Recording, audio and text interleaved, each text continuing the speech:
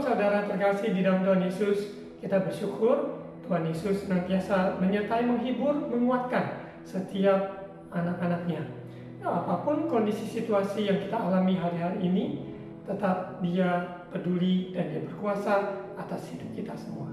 Mari kita siapkan hati untuk menerima kebenaran firman Tuhan. Mari kita berdoa.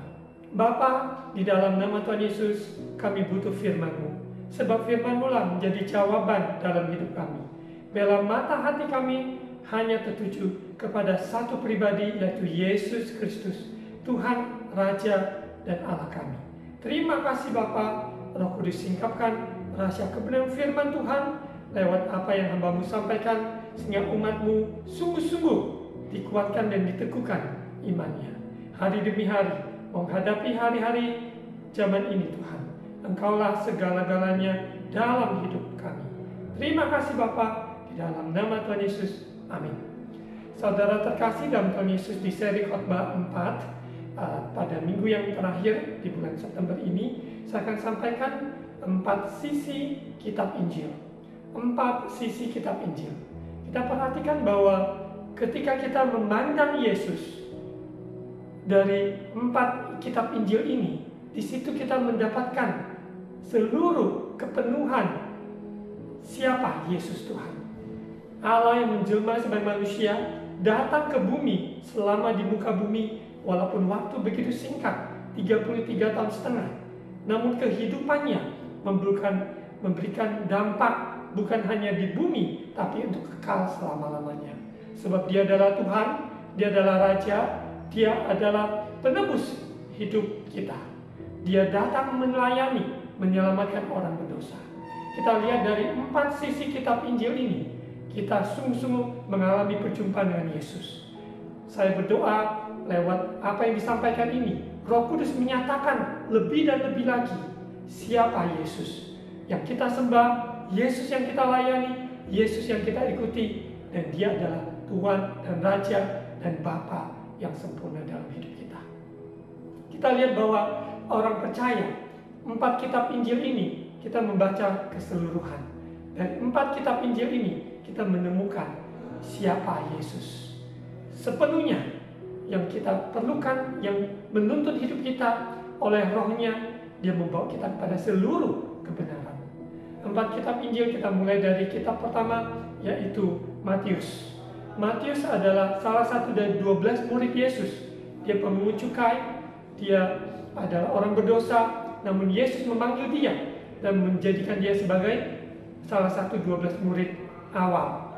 Kita lihat dalam perjalanan Matius, karena dia menyadari dia hidup adalah orang berdosa yang telah dipanggil, dan Tuhan memilih dia maupun dari salah satu penulis dari kitab Injil yang sudah dikanonisasi ini. Kita bersyukur lewat Matius, kitab Matius, kita akan mengenal siapa Yesus. Dia adalah Raja. Ya, silsilah dari Yesus Kristus. Kita lihat di Matius pasal 1. Matius pasal 1, kita akan lihat silsilah Yesus Kristus. Inilah silsilah Yesus Kristus, anak Daud, anak Abraham.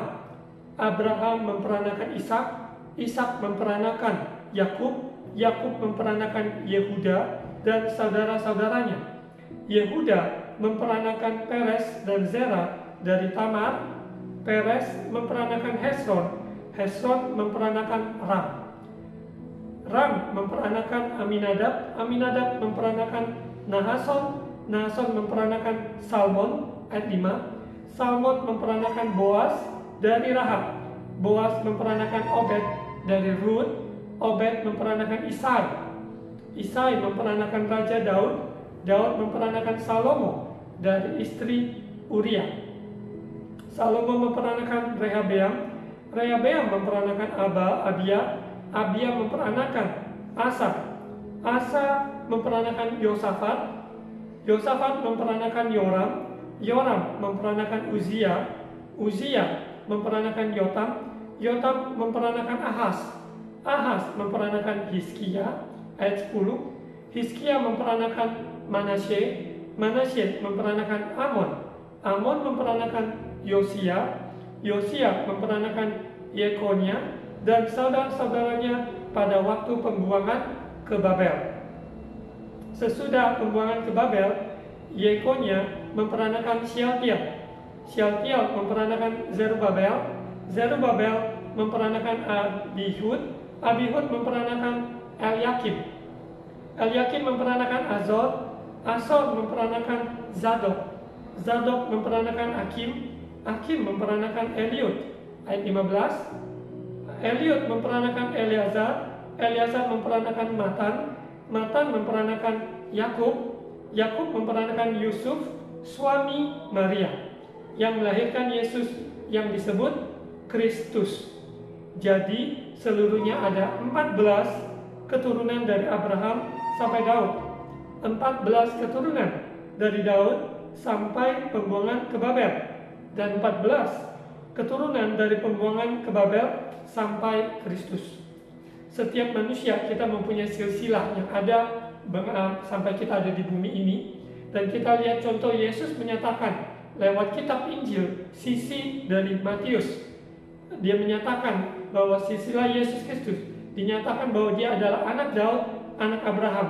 Dalam perjalanannya, karena dia adalah raja, dia yang membawa kerajaan, dia mempunyai kerajaan surga, kerajaan Allah, membawa di bumi supaya setiap umat Tuhan mengalami kerajaan surga di bumi seperti di surga. Untuk itu kalau kita lihat di kitab Matius, banyak hal tentang kerajaan surga, kerajaan Allah dinyatakan, memperkenalkan kerajaan Allah, kerajaan surga. Bertobatlah, persiapkan jalan bagi Tuhan. Yohanes Pembaptis Tuhan pakai untuk membuka jalan supaya kita siapkan diri untuk kedatangan Yesus. Yang pertama yaitu kita menerima dia sebagai Tuhan dan Juru Selamat. Yesus adalah Raja yang memerintah di bumi maupun juga di surga. Kita sadari bahwa pada zaman tersebut orang-orang Yahudi ada di dalam dijajah oleh kerajaan Romawi.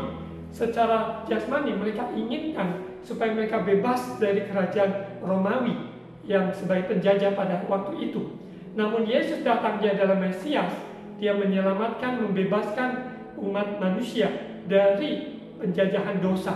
Bukan penjajahan secara jasmani saja di dunia, bukan itu. Lebih dari itu adalah dijajah oleh dosa supaya kita alami kelepasan, alami pengampunan dosa, alami pemulihan hubungan manusia dengan Allah yang kudus.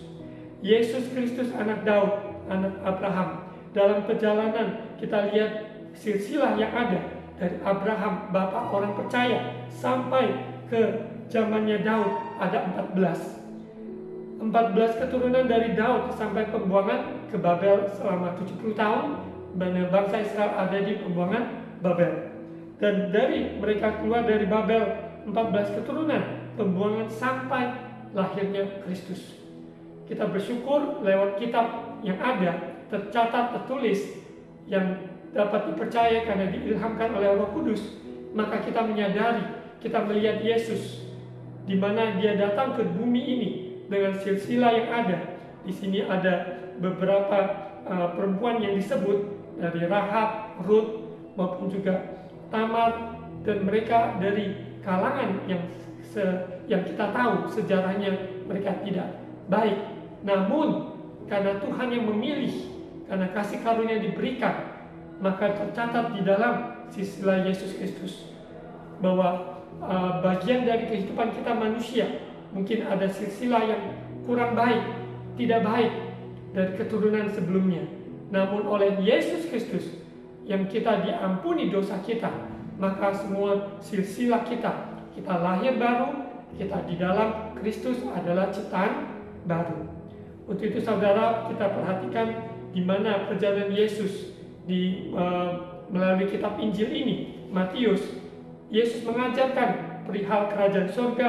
Yesus mengajarkan tentang ajaran-ajaran, nilai-nilai, standar kerajaan surga, dan ucapan bahagia dan sebagainya, bahwa apa yang dunia tawarkan adalah agamawi, hal-hal yang diajarkan oleh manusia, hal-hal yang baik menurut standar dunia. Namun Yesus, Sang Raja, dia menyatakan dirinya, dia adalah Mesias, dia menyatakan dirinya kepada kita lewat apa yang dia ajarkan, yaitu kerajaan surga, kerajaan yang tak tergoncangkan, Sehingga dalam perjalanan ini kita melihat bahwa Yesus adalah Raja atas hidup manusia. Kita buka hati kita, izinkan Yesus memerintah hati kita, karena hati kita miliknya. Kita adalah ciptaannya, telah ditebus oleh darahnya, sehingga kita tidak izinkan segala ajaran yang tidak di dalam Kristus menguasai, maupun juga cara kita berbicara dalam keputusan-keputusan yang kita ambil, semuanya harus bernilai kerajaan Allah, kerajaan surga. Dan kita perhatikan bahwa perumpamaan-perumpamaan yang Yesus ajarkan lewat kitab Matius, saudara, saya menghimbau untuk membaca kitab Injil secara beraturan. Ya, dalam 1 tahun ada pembacaan Matius, Markus, Lukas, Yohanes, terutama juga bagi mereka yang baru mengenal Yesus, baru menerima Yesus, supaya membaca dari 4 kitab Injil. Dari 4 kitab Injil, 4 sisi kitab Injil, kita sungguh-sungguh mengalami Yesus, berjumpa dengan Yesus. Dia yang penuh kuasa, penuh kasih, dan dia datang ke dunia ini. Dia adalah Raja, dia Raja di atas segala raja. Sekalipun dia lahir sebagai bayi yang mungil, namun dia bertumbuh dewasa, menjadi besar, dan sebagainya. Kita lihat juga di Matius, di akhir dari kitab Matius, bagaimana Yesus sebelum dia naik ke surga.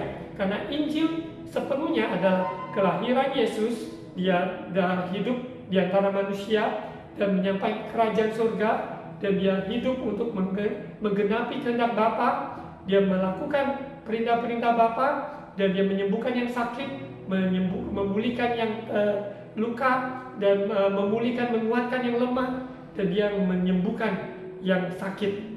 Dan kita yakin percaya bahwa Yesus datang untuk menyelamatkan umat berdosa, orang-orang yang berdosa. Kita akan lihat di Matius yang bagian terakhir. Yesus mati di kayu salib, dia pada hari ketiga dia bangkit, dan selama 40 hari di mana dia menyatakan Injil kerajaan surga. Dan di situ kita lihat bahwa sebelum dia naik ke surga, dia menyiapkan tempat bagi kita kembali ke rumah Bapa, di mana dia juga memberikan kita amanat agung yang sangat terkenal yang ada di dalam kitab Injil Matius. Untuk itu kalau kita membaca secara beraturan dengan minta urapan Roh Kudus menyatakan, menyingkapkan pada kita dari kitab dari Matius, Markus, Lukas, dan Yohanes, kita mendapatkan kepenuhan yang luar biasa di dalam perjalanan kita. Semakin disingkapkan, semakin kaya, semakin mendalam hubungan kita dengan Tuhan maupun perjalanan kita bersamanya. Kita lihat di Matius pasal yang ke-28, di pasal yang terakhir, di ayat yang ke-16 sampai 20. Perintah untuk memberitakan Injil. Karena kita mengenal Yesus adalah Raja yang memerintah, dan kerajaan surga ada di antara kita. Kita juga harus membawa yaitu pesan berita Injil, yaitu kerajaan surga di bumi seperti di surga. 11 murid itu berangkat ke Galilea, ayat 16, ke bukit yang telah ditunjukkan Yesus kepada mereka. Ketika melihat dia, mereka menyembah dia. Tetapi beberapa orang ragu-ragu. Ada yang menyembah, ada yang ragu-ragu. Yesus mendekati mereka dan berkata, "Kepadaku telah diberikan segala kuasa di surga dan di bumi." Ada sebagian orang yang datang menyembah, ada sebagian yang juga ragu-ragu. Namun Yesus dengan kasih dan kuasanya menyatakan, mendekatkan diri, menyampaikan bahwa kuasa ada di dalam tangan dia. Segala kuasa di surga, di bumi ada di dalam tangannya. Tidak ada nama lain yang menyelamatkan, hanya nama Yesus. Karena itu pergilah, jadikanlah semua bangsa muridku, dan baptislah mereka dalam nama Bapa dan Anak dan Roh Kudus, dan ajarlah mereka melakukan segala sesuatu yang telah kuperintahkan kepadamu. Dan ketahuilah, aku menyertai kamu senantiasa sampai kepada akhir zaman. Seringkali kutipan ayat ini sering dipakai ketika memperingati hari kenaikan Yesus ke surga. Namun sesungguhnya setiap hari kehidupan kita harus selalu mengingatkan diri bahwa amanat agung untuk memberitakan Injil, menjadikan semua bangsa murid Yesus, Itu adalah tanggung jawab dari setiap orang percaya. Saudara dan saya yang sudah diselamatkan, kita memiliki mengemban tanggung jawab misi ini. Jadikan semua bangsa murid Yesus, mulai dari kehidupan kita di sehari-hari, di keluarga kita. Doakan mereka yang belum mengenal Tuhan, maupun sekeliling kita, komunitas, kita bekerja, studi, maupun bahkan di mana kita melayani, Tuhan tempatkan. Biarlah Tuhan jadikan kita semua murid Yesus. Murid berarti mau belajar, murid berarti mau dengar-dengaran, murid berarti mau taat dan melakukan bagian kita. Dan ketahuilah, Tuhan Yesus menyertai kita. Rohnya ada beserta kita, tinggal di dalam kita, sehingga dimanapun kita melayani, maupun di marketplace, di mana kita bekerja, di mana kita tinggal, di situ juga kerajaan Allah hadir. Karena 2-3 orang berkumpul di dalam nama Yesus, Dia ada. Untuk itu, 4 sisi kitab Injil. Yang pertama adalah yaitu Matius. Kita lihat sisi ini, Dia adalah Raja. Raja yang memerintah dalam hidup kita, dan kerajaannya ada beserta kita. Kita lihat dari 4 sisi kitab Injil. Sisi dari Markus. Markus penulis Injil, di mana ia adalah bagian dari keluarga dari Barnabas. Barnabas dan Rasul Paulus dalam perjalanan mereka dalam pelayanan, di mana Markus pernah meninggalkan Rasul Paulus bersama Barnabas. Namun Barnabas memberi kesempatan, mengajak, merangkul Markus, dibimbing, diarahkan, dimentor, dan oleh kasih karunia Tuhan, Markus terpanggil, dipilih Tuhan menjadi salah satu penulis kitab Injil Markus yang kita sangat diberkati. Dalam kitab Markus, kita perhatikan bahwa Yesus dinyatakan sebagai seorang hamba yang setia, hamba yang taat, hamba yang melayani dimanapun ia berada, membawa kerajaan surga. Dia melayani dan bukan untuk dilayani. Dan ini sangat jelas dari kitab pasal 1, Markus pasal 1, di mana menyampaikan tentang kelahiran Yohanes Pembaptis, kelahiran Yesus, dan dia dibaptis, dan langsung di dalam perjalanannya dia memanggil murid-murid dan seterusnya melayani dan melayani. Yesus memberikan contoh teladan bahwa kita adalah pengikut Yesus, berarti kita juga mau melayani sesama kita, melayani dalam keluarga kita, melayani di tempat di mana kita berada, bekerja maupun juga sekolah, bahkan di masyarakat di mana kita berada, kita belajar melayani seperti Yesus, di mana Yesus melayani dengan jelas bahwa Bapa di surga yang mengutusnya, sehingga dia datang melayani, dia memberitakan Injil kerajaan surga. Yang juga dari sisi kitab Matius sangat jelas sudah dinyatakan bahwa dia raja kerajaan surga, dia membawa kerajaan surga supaya kita semua alami di bumi seperti di surga. Kehadirannya Tuhan maupun kasih kuasanya, damai sejahtera, sukacita atas kita semua. Kita lihat di Markus, di mana Markus kita lihat bahwa perikop-perikop yang ada, dia menyembuhkan yang sakit, dia juga menyatakan dia mengusir roh jahat dari orang Gerasa, angin ribut diredakan, mukjizat demi mukjizat yang dilakukan, sungguh luar biasa. Yesus yang melayani. Kita lihat di Markus yang terakhir, Markus pasal 16.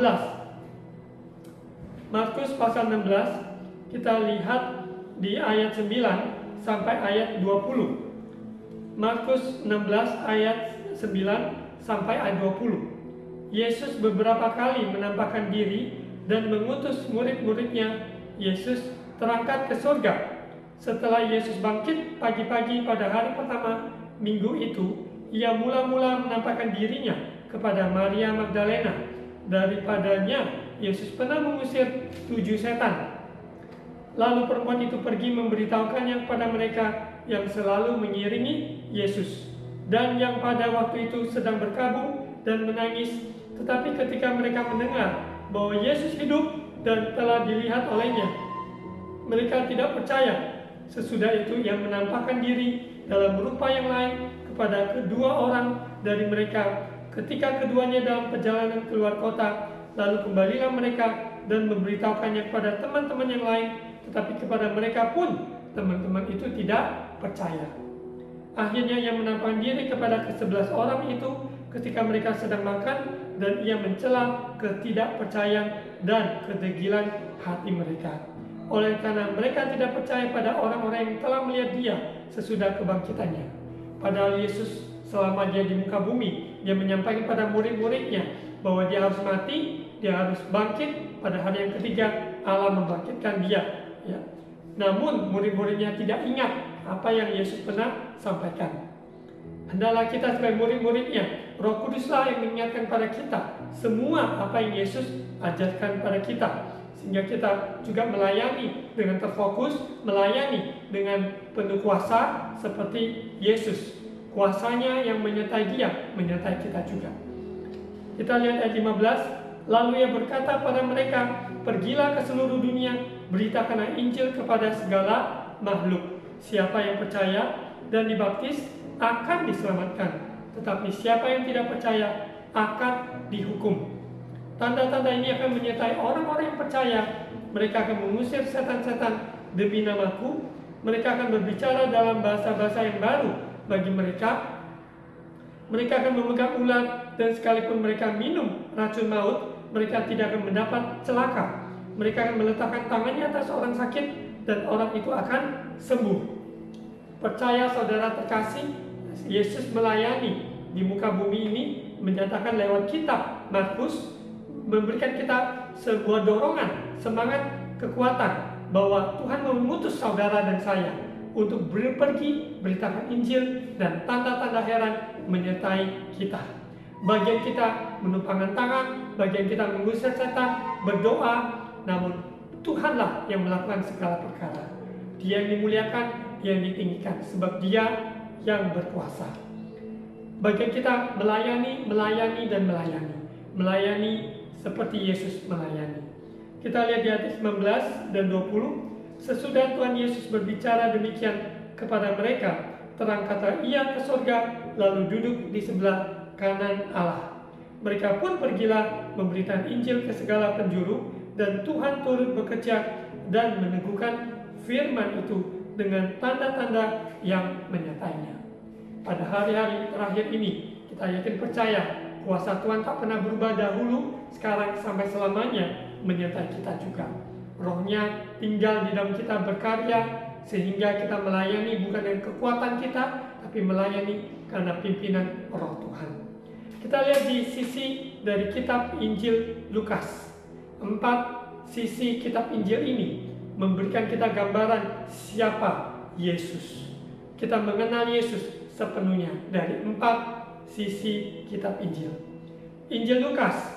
Lukas kita tahu bahwa dia adalah seorang physician, seorang dokter ya, dari medis. Dia mengenal dengan bagaimana manusia dalam secara tubuh, apa yang ada ciptaan Tuhan, bagian-bagian organ, bagian seluruh tubuh. Untuk itu dalam kitab Lukas sangat jelas bagaimana apa yang Yesus jalankan sebagai anak manusia. Kelahirannya sangat detail dijelaskan, pertumbuhannya, sampai juga yang sangat terkenal kematian Yesus, maupun dia juga dalam berdoa di Taman Getsemani sangat jelas bagaimana mengungkapkan seorang manusia yang berjuang bergumul untuk melakukan kehendak Bapa. Kita akan lihat di kitab Lukas ini, di mana Lukas pasal 22 dari kitab Injil Lukas, kita melihat sisi Yesus anak manusia. Dia melayani seperti Markus, dan juga dia seorang raja yang datang ke dunia dari silsilah yang ada. Dan kita lihat bahwa di Lukas seorang anak manusia yang menanggung dosa manusia. Bagaimana dia alami menjalankan itu, melakukan kehendak Bapa. Kita lihat di Lukas pasal 22 ayat 39 sampai 46. Lukas 22 ayat 39. Di Taman Getsemani. Lalu pergilah Yesus keluar kota, dan sebagaimana biasa ia menuju Bukit Zaitun. murid-muridnya juga mengikuti dia. Setelah tiba di tempat itu, ia berkata kepada mereka, "Berdoalah, supaya kamu jangan jatuh ke dalam pencobaan." Kemudian ia menjauhkan diri dari mereka kira-kira sepelempar batu jaraknya. Lalu ia berlutut dan berdoa, katanya, "Ya Bapakku, jikalau engkau mau, ambillah cawan ini daripadaku, tetapi bukanlah kehendakku, melainkan kehendak-Mu lah yang terjadi." Maka seorang malaikat dari langit menampakkan diri kepadanya untuk memberi kekuatan kepadanya. Ia sangat ketakutan dan makin bersungguh-sungguh berdoa. Peluhnya menjadi seperti titik-titik darah yang bertetesan ke tanah. Lalu ia bangkit dari doanya dan kembali kepada murid-muridnya, tetapi ia mendapati mereka sedang tidur karena duka cita. Katanya pada mereka, "Mengapa kamu tidur? Bangunlah dan berdoalah, supaya kamu jangan jatuh ke dalam pencobaan." Kita lihat di kitab Lukas, khususnya di pasal ini, di perikop ini, bagaimana dinyatakan Yesus, seorang anak manusia yang bergumul berjuang untuk melakukan kehendak Bapa, dan dia menyerahkan dirinya untuk melakukan kehendak Bapa, bukan kehendaknya tapi kehendak Bapa. Karena untuk itulah dia diutus ke dunia ini. Kita sadari bahwa seorang manusia dia mengalami ketakutan dan sungguh-sungguh berdoa, peluhnya seperti titik-titik darah, menyatakan bahwa secara fisik, karena seseorang yang begitu takut sehingga ada peluh yang keluar seperti titik-titik darah. Dan ini digambarkan oleh Lukas yang adalah seorang dokter. Untuk itu kita sadari bahwa kita mengikut Yesus. Dia adalah Raja, dia adalah hamba, dan dia adalah anak manusia. Dan dia datang ke dunia memberi contoh bagaimana kita harus hidup untuk melakukan kehendak Bapa. Kehidupan kita bukan lagi aku, bukan diri kita, tapi kita melakukan apa yang menyenangkan hati Bapa. Seperti Yesus memberikan contoh bagi kita sekalian. Lewat kitab sisi dari Lukas, kita melihat dari sisi anak manusia. Yesus menyatakan bahwa di mana dia berada, di mana Tuhan yang menyertai dia, sehingga dia dapat melakukan bagian dia selama di muka bumi ini. Dan kita akan lihat di mana di kitab Yohanes. Di kitab Yohanes kita akan lihat dari 4 sisi kitab Injil ini. Yohanes adalah sisi di mana kita melihat keilahian dari Yesus. Yesus 100% Allah, dia 100% manusia. Hanya dia tidak berdosa. Kita lihat bahwa Yohanes menyatakan siapa Yesus itu. Dialah firman yang telah menjadi manusia. Dia tinggal di antara kita. Kita tidak bisa mungkin saat ini bertemu dengan Yesus secara fisik, namun firman-Nya nyata dan hidup dalam hidup kita. Kita dipersatukan dengan tubuh dan darah-Nya. Kita dituntun oleh firman-Nya. Firman-Nya yang menjadi pelita bagi kaki kita dan terang bagi jalan kita. Kita lihat di sisi keilahian Yesus. Yohanes, kitab Injil Yohanes. Kita baca Yohanes pasal 1. Karena di dalam kitab Yohanes berulang-ulang menyatakan Yesus adalah Allah, Yesus adalah Tuhan, Yesus adalah Allah yang menyelamatkan. Dan kita keilahiannya tidak bisa disangkal oleh siapapun. Firman yang telah menjadi manusia, Yohanes pasal 1. Pada mulanya adalah firman, firman itu bersama-sama dengan Allah, dan firman itu adalah Allah. Ia pada mulanya bersama-sama dengan Allah, segala sesuatu dijadikan oleh Dia, dan tanpa Dia tidak ada sesuatu pun yang telah jadi dari segala yang telah dijadikan. Dalam Dia ada hidup, dan hidup itu adalah terang manusia. Terang itu bercahaya di dalam kegelapan, dan kegelapan itu tidak menguasainya. Yesus adalah terang. Dia adalah terang yang datang ke dunia yang gelap ini, sehingga kita juga diterangi oleh kehadirannya. Yesus lahir di muka bumi ini, dunia yang begitu gelap, Yesus sang terang. Dan juga dalam kitab Yohanes ada Yesus adalah Dia katakan, akulah roti kehidupan, akulah terang dunia, akulah pokok anggur. Semuanya ada di dalam kitab Yohanes. Keilahian dari Tuhan kita Yesus Kristus. Manusia tidak mengenal siapa dia, tapi dia yang datang ke dunia. Untuk itu kita yang sudah mengenal dia, harusnya kita menjadi saksi, menjadi berkat, menjadi terang, menjadi garam bagi sekeliling kita. Ayat 5, terang itu bercahaya di dalam kegelapan dan kegelapan itu tidak menguasainya. Datanglah seorang yang diutus Allah, namanya Yohanes. Ia datang sebagai saksi untuk memberi kesaksian tentang terang itu, supaya oleh dia semua orang menjadi percaya.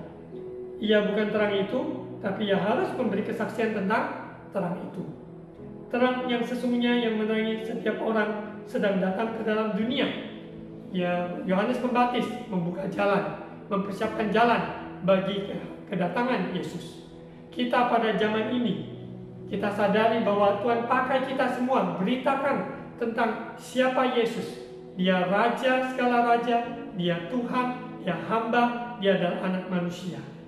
Dan kita mempersiapkan umat Tuhan untuk kedatangan Yesus. Menjadi jemaat yang misionaris, jemaat yang sungguh-sungguh takut akan Tuhan, jemaat yang sungguh-sungguh memberitakan Injil, kerajaan surga lewat kesaksian hidup yang nyata, hidup yang diubahkan. Kita lanjut di ayat 10. Ia telah ada di dalam dunia dan dunia dijadikan olehnya, tetapi dunia tidak mengenalnya. Ia datang kepada milik kepunyaannya, tetapi orang-orang kepunyaannya itu tidak menerimanya. Tetapi semua orang yang menerimanya diberinya kuasa supaya menjadi anak-anak Allah, yaitu mereka yang percaya dalam namanya.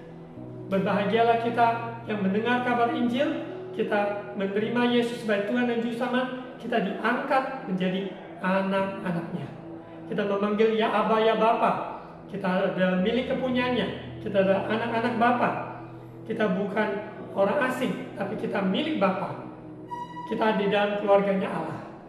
Kita lihat di ayat yang ke-13, orang-orang yang diperanakan bukan dari darah dan atau dari daging, bukan pula secara jasmani oleh keinginan seorang laki-laki, melainkan dari Allah.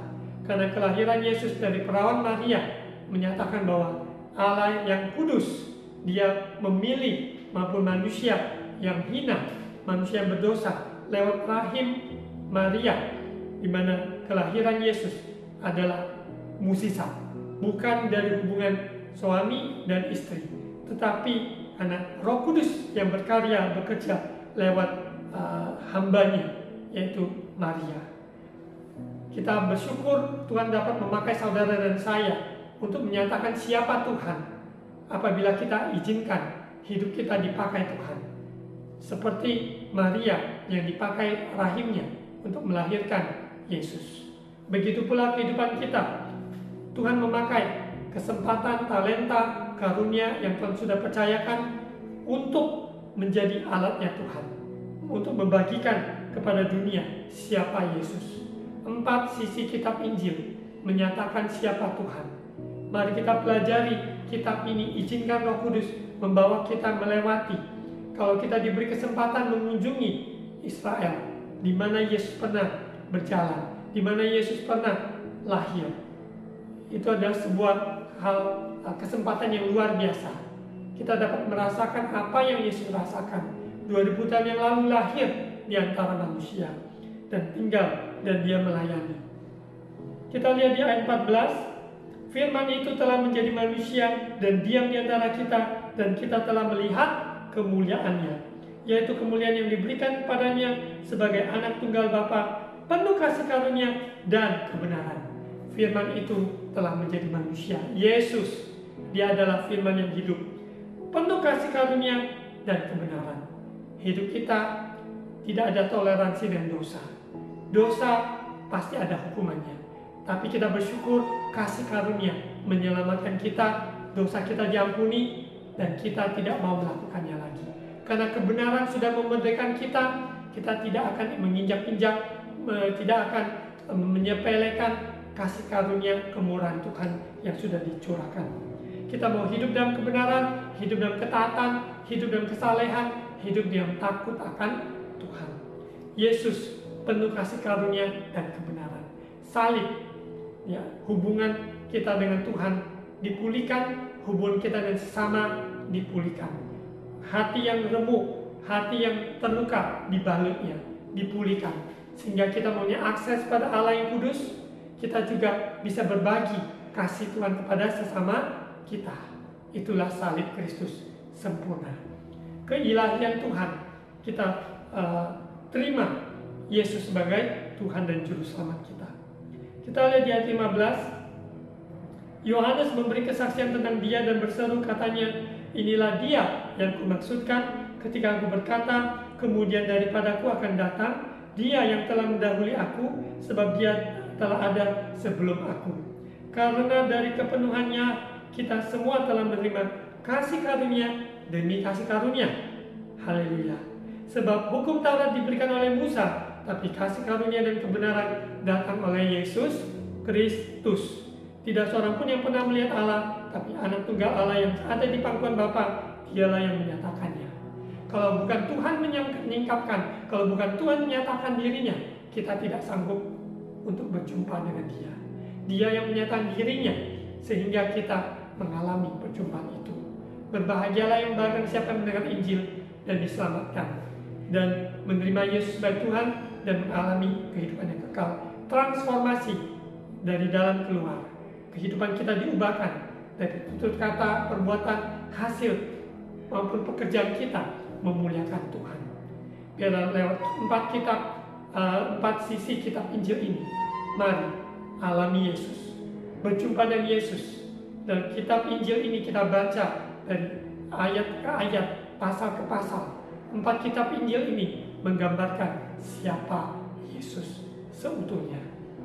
Tuhan Yesus memberkati saudara dimanapun berada, sehingga di dalam perjalanan kita alami kesembuhan, pemulihan, dan pertolongan Tuhan tepat pada waktunya. Mari kita berdoa. Bapa, terima kasih Tuhan, firman Tuhan ini Roh Kudus materaikan sehingga kami dicelikan untuk melihat 4 sisi kitab Injil, melihat siapa Yesus yang kami sembah. Yesus Tuhan, dia Raja, dia hamba, dan dia adalah Allah. Biarlah kami mengalami kepenuhan-Mu, berjumpa dengan Engkau, di fresh maupun diperdalam, lebih berakar dalam pengiringan kami bersama-Mu. Roh Kudus tolong kami Bapa, jadikan saksi-saksi yang hidup nyata siapa Yesus kepada dunia ini. Di mana Engkau utus kami, biarlah kami rela melayani. Tuhan, hamba-Mu doakan bagi yang sakit, Tuhan saat ini jamah, sembuhkan, Engkau penyembuh, Engkau sembuhkan dengan kuasa-Mu dalam nama Yesus. Tidak ada mustahil bagi Tuhan. Engkau dapat melakukan mukjizat kerajaan surga di bumi seperti di surga. Nyatakan kehendak-Mu Bapa. Biarlah semua umat-Mu Tuhan sungguh rela lakukan kehendak Bapa. Seperti Yesus memberi contoh. Terima kasih Bapa. Kami doakan mereka yang kekurangan, Tuhan cukupi, Tuhan limpahkan berkat rohani maupun jasmani. Tuhan berikan pertolongan tepat pada waktunya. Berkati pemerintah kami, Bapak Presiden Joko Widodo, Wakil Menteri, semua Wakil Presiden, aparat Menteri, semuanya jajaran pemerintah dari pusat sampai daerah, berikan roh takut akan Tuhan, supaya ada keadilan, kejujuran, maupun juga kemakmuran bagi seluruh rakyat Indonesia. Terima kasih Bapak, keadilan sosial. Terpujilah nama-Mu Bapa, berkati gereja-gereja Tuhan, ikat dengan tali kasih-Mu, biarlah kami semua sungguh-sungguh bersatu di dalam doa, di dalam kasih Tuhan. Dalam nama Tuhan Yesus. Mari saudara terkasih, kita angkat kedua tangan untuk menerima ucapan berkat imam. Tuhan memberkati engkau dan melindungi engkau. Tuhan menyertai engkau dengan wajah-Nya dan memberi engkau kasih karunia. Tuhan menghadapkan wajah-Nya kepadamu dan memberi engkau damai sejahtera. Saudara terkasih, terimalah berkat kasih karunia dari Allah Bapa, cinta kasih dari Tuhan Yesus, persekutuan Allah Roh Kudus menyertai kita sekalian hari ini sampai Maranatha Yesus datang kembali. Biarlah kami kondisi maupun tak bercacat, tak bercela, takut akan Tuhan. Dalam nama Tuhan Yesus, amin. Saudara terkasih dalam Tuhan Yesus, bagi yang tinggal di kota Surabaya dan sekitarnya, saya mengundang saudara dapat ibadah onsite bersama kami jam 10 pagi di Cornerstone Faith Church, alamat Golden City Mall, Jalan Wahab Syamin nomor 2 sampai 8 Surabaya. Setiap hari Sabtu ada pelayanan Zoom anak-anak dalam bahasa Inggris kerohanian, maupun saudara dapat mendaftarnya, maupun Sabtu kedua dalam setiap bulan, Sabtu kedua pertemuan onsite untuk pelayanan anak di Gereja Cornerstone. Tuhan Yesus memberkati.